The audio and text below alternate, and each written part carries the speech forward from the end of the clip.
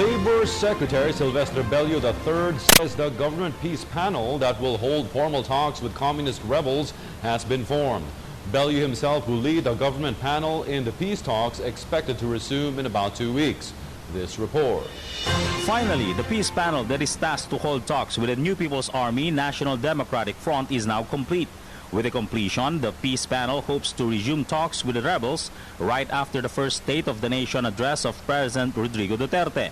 But first, the panel would revert to using the old GRP, or the Government of the Republic of the Philippines, as its name, than keeping with the previous GPH, or the Government of the Philippines, which was adopted by the recent administration. We are going to resume the talks, hopefully July 28.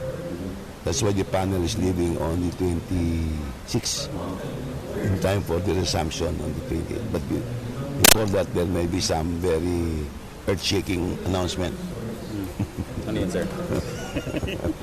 Hindi na surprise pag sinabi ko. But you listen to the son of the president. It was the previous GRP which Bello have led that 10 agreements with the NDF were signed, including the landmark agreements on respect for human rights and safety and immunity guarantees.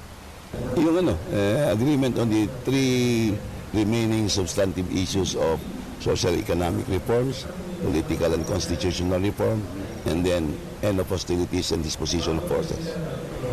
Mahirap. If we follow the timeline of the president, which is 3 to 6 months, baka kaya rin, pero medyo mahirap. Ang aming timeline is 9 to 12 months.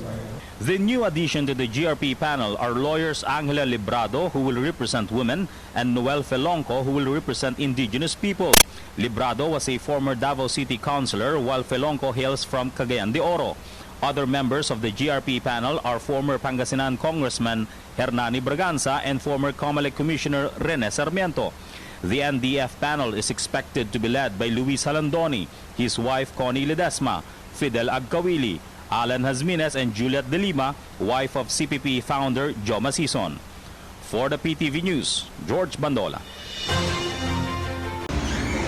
Ako po si Cathy San Gabriel. Subscribe na sa PTV YouTube channel. I-click lang po ang subscribe button.